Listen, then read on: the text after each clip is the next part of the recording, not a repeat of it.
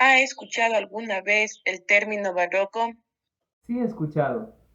Este término barroco procede del francés barroque y permite nombrar a un movimiento cultural y estilo artístico desarrollado entre el siglo XVII y a mediados del siglo XVIII. Quédate con nosotros y acompáñanos en este aprendizaje donde descubriremos datos importantes sobre la literatura barroca. ¿Qué características tiene la literatura barroca? Esta literatura se caracteriza por el interés en el detalle, los efectos y la exuberancia formal de aquella época.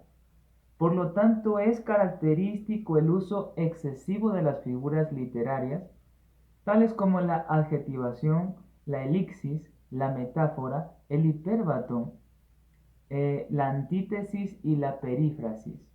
¿Se puede imaginar ahora a qué nos lleva esta literatura? Pues sí, interesante, ¿no? Entonces, podríamos decir que esta literatura está llena de recursos prácticos. Ahora bien, escuchemos un poco más sobre la literatura barroca. ¿Sabía usted que la literatura barroca nace como contraposición de la literatura renacentista? Un excesivo recargo de los recursos literarios, por tanto, aporta mayor complejidad para interpretar su contenido. Fue enriquecido el lenguaje con la incorporación de los términos conceptismo y culteranismo. Pensemos por un momento en estos dos gigantes literarios. ¿A quién le va a usted? Creo que vale la pena leer estos maravillosos escritos. Es necesario considerar el contexto histórico, ya que en el siglo XVII para España fue un periodo de grave crisis política, militar, económica y social, que terminó por convertir el imperio español en una potencia de segundo rango dentro de Europa.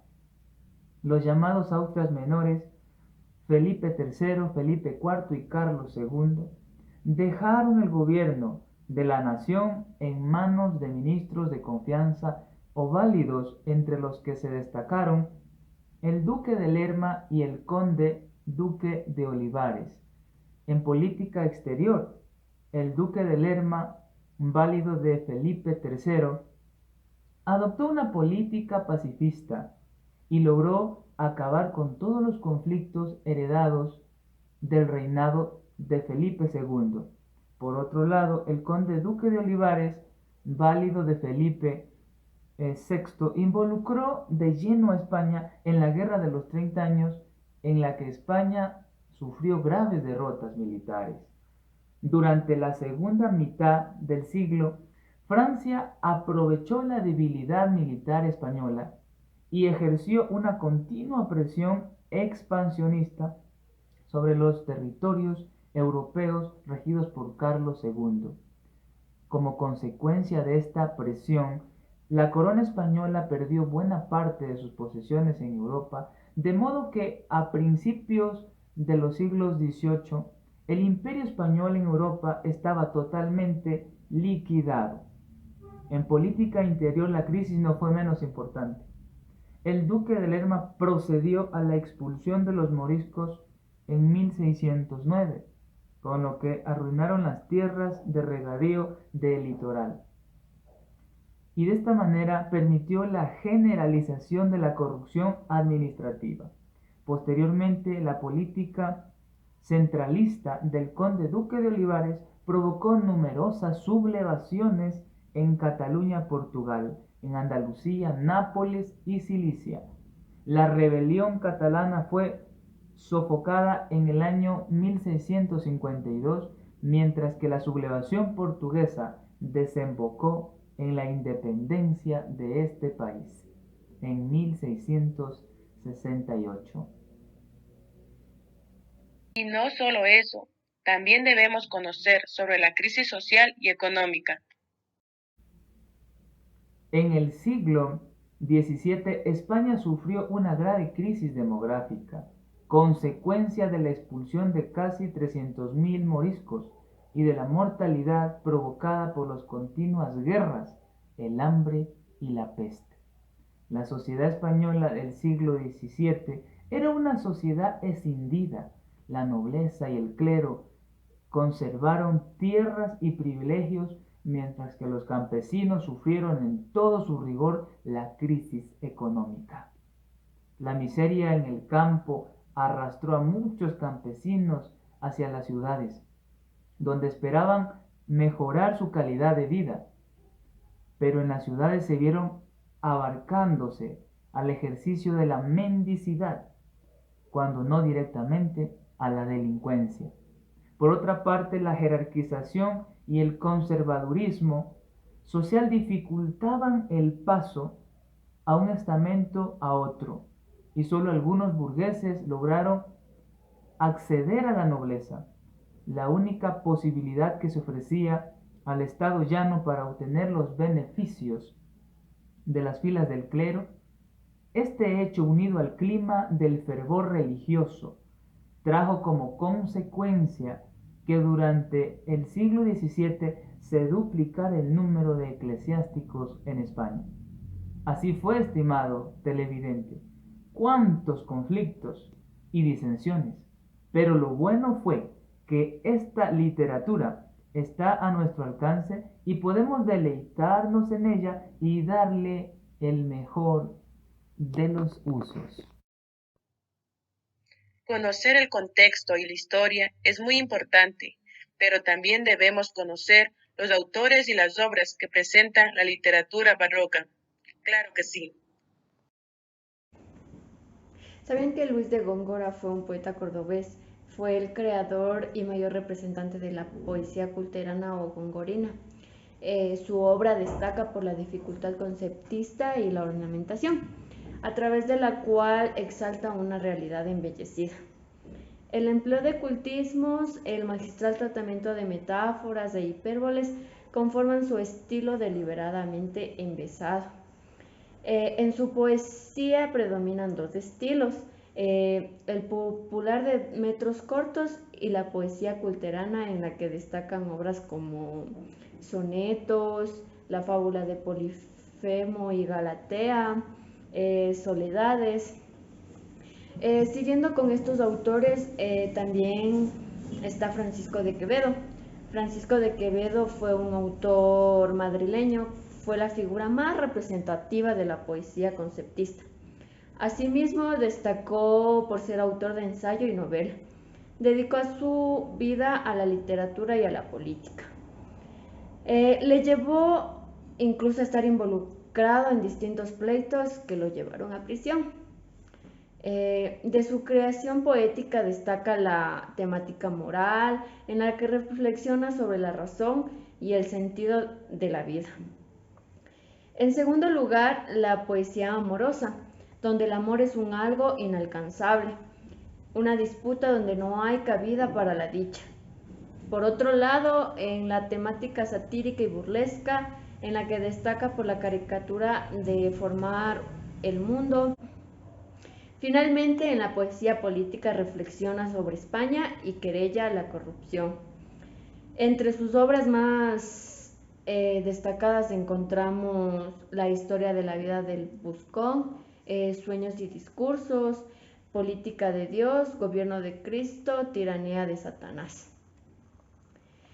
Lope de Vega también fue uno de estos autores, uno de los más significativos de la literatura española. Él cultivó casi todos los géneros, con una gran formación en humanidades. Produjo una cuantiosa creación muy variada, de la que se conservaron 500 obras. Desarrolló la poesía lírica, la poesía épica, la poesía satírica y la poesía burlesca. En su producción teatral, Vega rompe con la fórmula teatral clásica. Algunas de las renovaciones técnicas fueron la reducción de los actos, transgresión de la regla de las 3 unidades, la cual forzaba a atender a un solo lugar, tiempo y espacio. Sus obras más destacadas fueron La hermosa Esther, La dama boba, El perro del hortelano y Fuente ovejuna. También encontramos a Tirso de Molina. fue una de las grandes figuras del teatro barroco español. Gran parte de su producción se perdió, en la que cultivó una gran variedad temática y con la que hizo grandes aportes tales como el mito de Don Juan. Sus obras fueron El burlador de Sevilla, El condenado por desconfiado, Don Gil de las calzas verdes. Pedro Calderón de la Barca. Este fue también un autor madrileño del teatro barroco. Fue discípulo de Lope Vega y cultivó una obra de gran variedad. Sus temáticas fueron la religiosa, las históricas, las filosóficas, legendarias, de honor, de enredo y de capa y espada. Sus obras más representativas son La vida es sueño, El alcalde Zalamea, El gran teatro del mundo. También encontramos a Giovanni Battista, representante italiano de la literatura barroca, y al cual se debe del movimiento del marinismo. Fue contemporáneo de Góngora y su estilo guarda parecido al autor español y el culteranismo. Sus obras son Le Rime, La Lira y Adonis. John Donne fue un poeta metafísico inglés cuya obra se acerca a la poesía conceptista, cultivó la poesía amorosa y religiosa, y fue un virtuoso de la metáfora y la paradoja. Entre sus obras más importantes destacan poemas, Six Sermons, Essays in Divinity.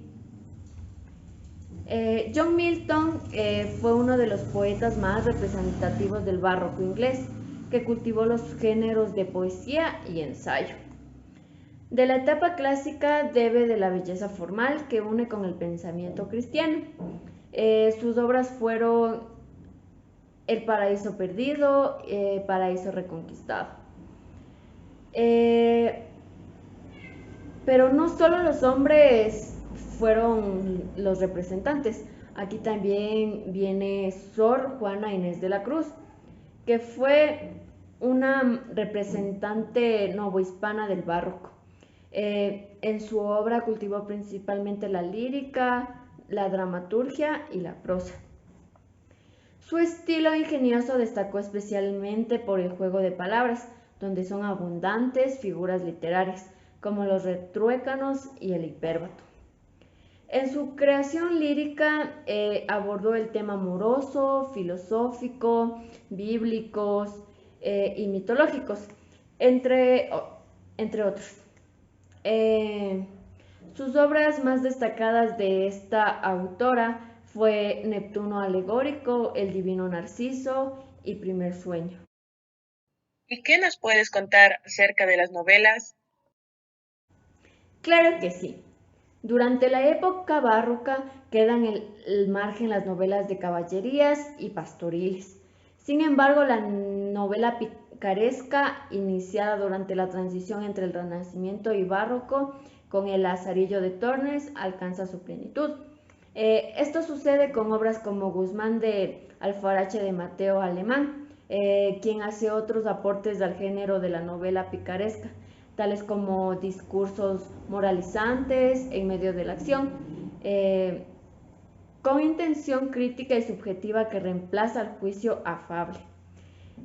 También destaca El Buscón de Francisco de Quevedo. La obra está repleta de recursos retóricos propios de la época barroca, tales como juegos de palabras, hipérboles, antítesis y contrastes que supusieron un reto de comprensión para el receptor. Estancias galantes, Jean Bautiste. Deja que te desvele, amor, ahora. Con mis suspiros déjate inflamar. No duermas más, criatura seductora, pues es dormir la vida sin amar. No temas en la fábula amorosa, se hace más mal del mal que se padece. Cuando hay amor en el corazón sollaza, el propio mal de sus penas embellece. El mal de amor consiste en esconderlo, para evitarlo, habla en mi favor. Te da miedo este Dios, tiemblas al verlo, mas no hagas un misterio del amor. Gracias por su atención. Esta ha sido nuestra presentación.